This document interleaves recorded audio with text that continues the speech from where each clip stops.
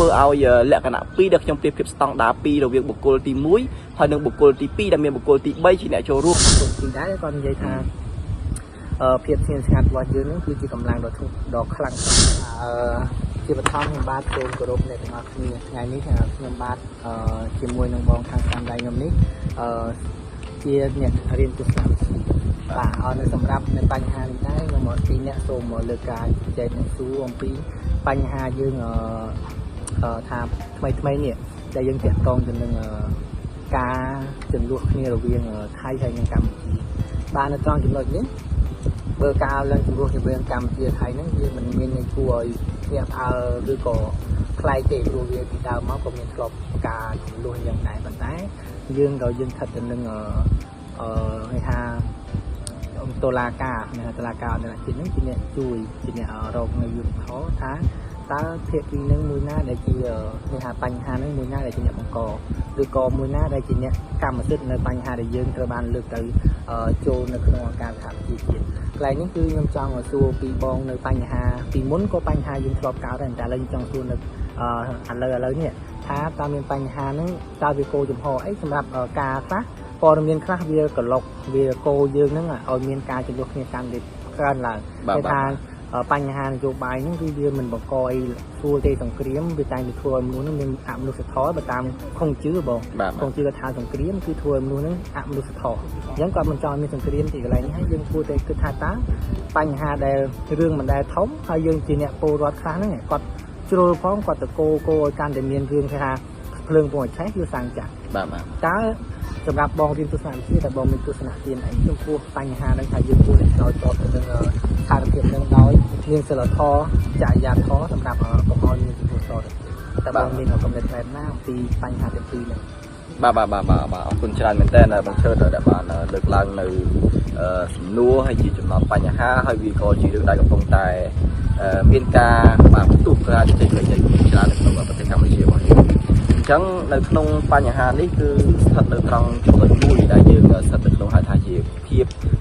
អចលាចលណាភាពច្បុកច្បល់ណាអញ្ចឹងស្ថិតនៅក្នុងលក្ខណៈបែបនេះក្នុងនាមយើងជាពលរដ្ឋខ្មែរជាធម្មតាយើងមានស្មារតីជាតិនិយមយើងនិយាយថាជាសាសនាក៏មានដែរស្មារតីជាតិនិយមក៏ប៉ុន្តែក្នុងនាមយើងជាពលរដ្ឋតែយើងគួររៀបចំអេរយាប័តរបស់យើងបែបណាដើម្បីឆ្លើយតបទៅនឹងស្ថានភាពបែបនេះនៅក្នុងប្រទេសយើងអញ្ចឹងបាទអញ្ចឹងជាទស្សនៈរបស់ខ្ញុំក្នុងនាមខ្ញុំជាអ្នកសិក្សាទស្សនវិជ្ជាបាទខ្ញុំសូមផ្ដល់នៅទស្សនៈបាទតកតងជាមួយនឹងស្ថានភាពបែបនេះបាទខ្ញុំមានការពេញចិត្តមែនទែនទៅលើទស្សនៈរបស់ Gandhi ដែលខ្មែរយើងហៅស្គាល់ឈ្មោះថាគុនធីបាទអញ្ចឹងគុនធីគាត់គឺជាអ្នកអធរហិង្សាម្នាក់បាទនៅក្នុងប្រទេសឥណ្ឌានៅក្នុងកំឡុងពេលដែលអាណានិគមអង់គ្លេសបានដាក់ទៅលើប្រទេសឥណ្ឌាប៉ុន្តែគាត់បាន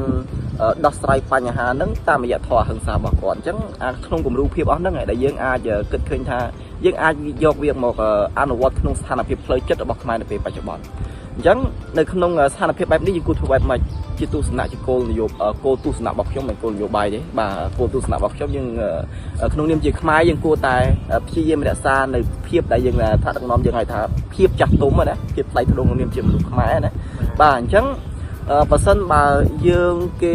ព្យាយាមកោក្លុកឬក៏ធ្វើឲ្យមានអចលាចលនៅក្នុងប្រទេសខ្មែររបស់យើងហើយយើងព្យាយាមឆ្លើយតបទាំងហិង្សាទៅកាន់គាត់វិញវាធ្វើឲ្យលក្ខណៈ2ដែលខ្ញុំប្រៀបធៀបស្តង់ដារ2រវាងបុគ្គលទី1ហើយនិងបុគ្គលទី2ដែលមានបុគ្គលទី3ជាអ្នកចូលរួមបើសិនបើបុគ្គលទី2ឆ្លោះគ្នាបុគ្គលទី1ជេរបុគ្គលទី2ហើយបុគ្គលទី2ជេរបុគ្គលទី1វិញមានន័យថាបុគ្គលទី3មើលឃើញបុគ្គលទាំងពីរហ្នឹងគឺដូចគ្នាទេបាទអញ្ចឹងយើងចាត់ទុកបុគ្គលទី3នេះគឺជានរណាគេគឺជាអង្គការអន្តរជាតិបាទអញ្ចឹងប្រសិនបើយើងនៅតែរក្សាភាពចាស់ទុំក្នុងនាមជាខ្មែររបស់យើងនៅតែរក្សាភាពថ្លៃថ្នូរ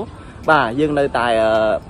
ហៅថាតបតដោយសន្តិវិធីណាគេចង់ធ្វើម៉េចគេចង់ជេរគេចង់ស្ដីគេចង់ហៅថាភាសាថាឥឡូវបច្ចុប្បន្នថាភាសាប៊ូលីណាគេចង់ប៊ូលីមិនក៏ដោយសំខាន់យើងនៅតែរក្សាភាពចាស់ទុំយើងនៅតែរក្សាអាកប្បកិរិយាអេរិយាបថរបស់យើងឲ្យល្អប្រសើរបាទកុំជេរយើងកុំជេរគេវិញទេយើងគ្រាន់តែឆ្លើយតបដោយសន្តិវិធីបើគេស្ដាប់បានក៏ស្ដាប់បានទៅបើគេស្ដាប់មិនបានអាហ្នឹងក៏ជារឿងរបស់គេបាទអញ្ចឹងនៅក្នុងលក្ខណៈបែបនេះ dương để xa phiếp chắc tung dương từ tụ bàn và giàu tràn men trên là sao ấy tại sao tại cái mình đăng thà ta nè sở xe bẹp nát nè cu panty bẹp na nè đo ao nơi gồm nó sai bẹp na sập Campuchia thế ông can ra chia cái kết chẳng thể cái kết thà ta panty standard đại từ bàn cu đòi ông trả chiết đòi miền ca tu squall bà pi mà hàm nát ta nô na miền tầm nguồn chiêng dương kết cứ mà hàm nát chẳng dương nên ta đã xa phiếp sim ngát dương ta đã xa phiếp chặt tôm bỏ dương nút dương đừng miền á tiệp tiệp cua nước không cá nè bà nước không ở cái đây mình chẳng đi chia cá sấu bò bọc nhóm xong lại bong bồn được ở kiaจะ phiếp chặt tôm công chê công mày hay gì vậy sẽ cứ thay nè tầm nòng cá tốt hay nâng này giờ cá ốc rùm bà tức chỉ làm từ quay đi sật kê ấy bây giờ bà nâng cứ pan nhà hà tức chỉ làm từ đột tu kê đồ giờ năm nào nó cộng bà chẳng như làจะ phiếp chặt tôm giờ để sao from sờ thò là bỏ dương nông nghiệp chỉ mày bà chẳng đi chỉ tu là bọc nhóm bà xong ở chỗ rùm đỏ vấn đề bà chẳng còn chuyện này thái còn nó còn thái phiếp chặt bà làm gì bài hàng như mà thay thì bây giờ mơ tới là lời nó cái công viên ở du lịch chung rồi nên còn chung tiệc mày dương còn tiền chiro đai bà lá quạt dây ban tháng bây giờ kia trời cả giống như thơ từng kia mò và những dương dây nó cứ dây mà chao vậy người ta mà chật dương nhà na từng nhóm dương sự dân này mình đái dương cứ tha dương cứ bây giờ trong thực tiễn cao dương phơi tới miền Pha này mà mình miền Pha là họ thì ở một tỉnh dương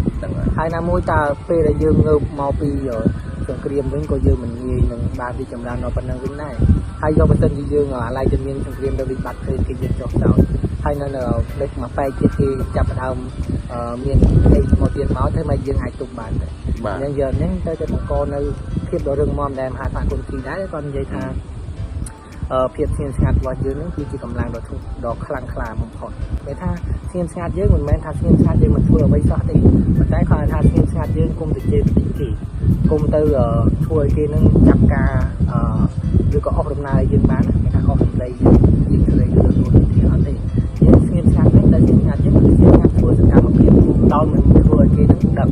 គេ ថា យើង នឹង ថា ដូច ជា បញ្ហា ឡើង ទៅ តឡាការ យើង ក៏ ដោយ យើង ទៅ ចាំ ទៅ រឿង អី ចង់ ធ្វើ ទៅ ពី មួយ ថៃ ធ្វើ អី នេះ បើ ជា ជន យុវជន ខ្លះ ក៏ ចង់ ធ្វើ ពី មួយ ថៃ អា ហ្នឹង ជា បញ្ហា មួយ យើង គួរ គិត ឡើង វិញ គេ ថា យើង នៅ ស្ងៀម ស្ងាត់ ហ្នឹង យើង ចង់ ឯកសារ យើង ទៅ ថា បញ្ជា ថា យើង ជា ផន យើង ទៅ ថា យើង ទៅ យើង ទៅ យើង គុំ ទៅ ចង់ ប្រកាស រៀប ចង់ យ៉ាង យ៉ាង អត់ កើត ទេ បើ តាម យើង គិត ទស្សនវិទូ ជា ច្រើន ក៏ មិន ចង់ មាន សង្គ្រាម ទេ គេ ថា ទស្សនវិទូ លោក សង្ឃ ពុសាស ក៏ គាត់ ស្អប់ សង្គ្រាម ដែរ ដោយ សារ សង្គ្រាម ហ្នឹង ហើយ តែ គាត់ មិន ចង់ គ្រប់គ្រង វិទ្យាសាស្ត្រ សង្ឃ ពុសាស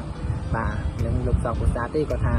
ដោយ សារ តែ សង្គ្រាម ដោយ សារ តែ វិទ្យាសាស្ត្រ ហ្នឹង ធ្វើ មាន សង្គ្រាម កើត ឡើង ព្រោះ វិទ្យាសាស្ត្រ ធ្វើ ហួសហេតុ មិន មែន គាត់ មិន ចូល ចិត្ត វិទ្យាសាស្ត្រ ទេ